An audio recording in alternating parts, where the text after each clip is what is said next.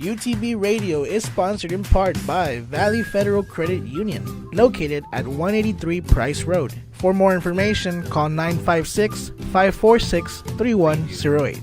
UTB Radio is sponsored in part by Valley Baptist Healthy Women's Center, located at 3525 International Boulevard, Brownsville, Texas. For more information, call 956-504-4038 or visit valleybaptist.net.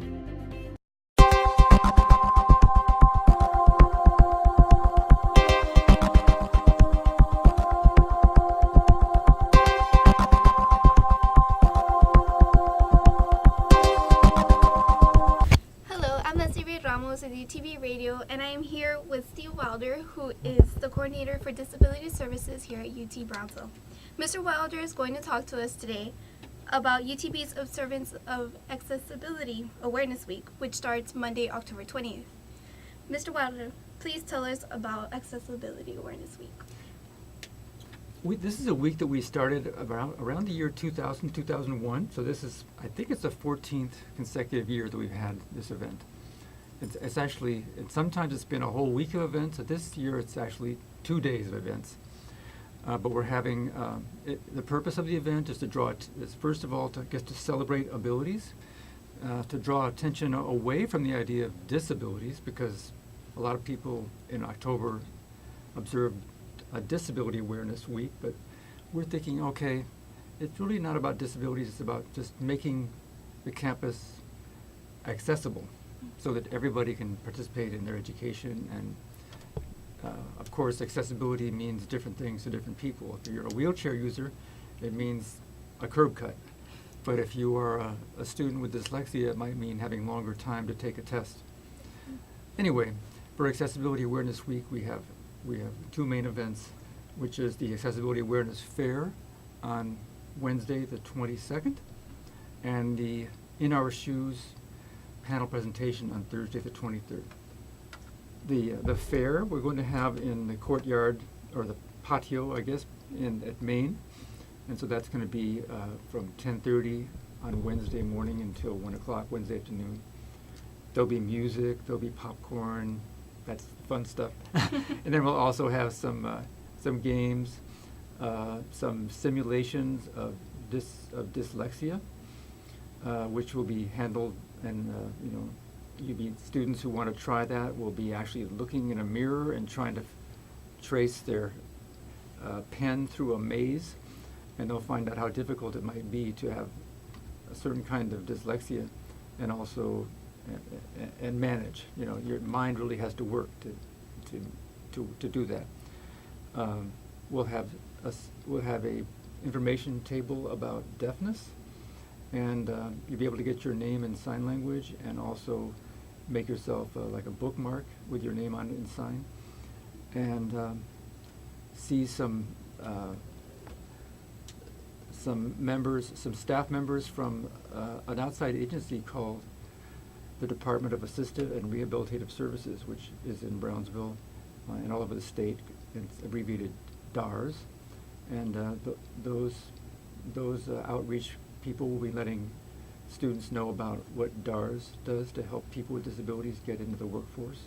There are DARS students here on campus going to classes. And we'll have our own, a blind student who's showing what technology she uses to manage, to read her textbooks and to do things like that. That's pretty neat. What kind of services are offered to those with disabilities? There's a range of services provided. It's an interesting question. The most common, we call them accommodations, or we call them adjustments. The most common adjustment that students need is more time on tests, because not everybody works the same speed. And if you do have, let's say you're visually impaired, for example, and you have to read magnified text, things take longer. Or if you have dyslexia and you need to, you're just a slow reader, or a very slow writer who makes a lot of mistakes and you want to correct them, you should have time to correct them, then just having more time on tests is a big one. We also have So we have an office where students can take tests with that extra time. Usually it's about 50% more time. And they have to qualify, and we have requirements that students come in and I interview them, we have a conversation, we find out what their situation is, and sometimes we need to have additional, we need to have documentation from high school or from a doctor or something showing what the disability is, and then we can go ahead and make the accommodations. How many students at UTB have disabilities? Well, right now, the number changes every semester. When we were UTB TSC, we had, of course, more students at the campus, and we had more students with disabilities. At the time, we had about 450. Now we have shrunk because we have many fewer students. We have 225 this semester in the fall. What are the requirements to receive services? As I was mentioning, a student needs to have a disability, or sometimes they suspect they have a disability, and we need to explore that further. For example, I just want to say, for example, a person might come in and say, well, I need more time on tests because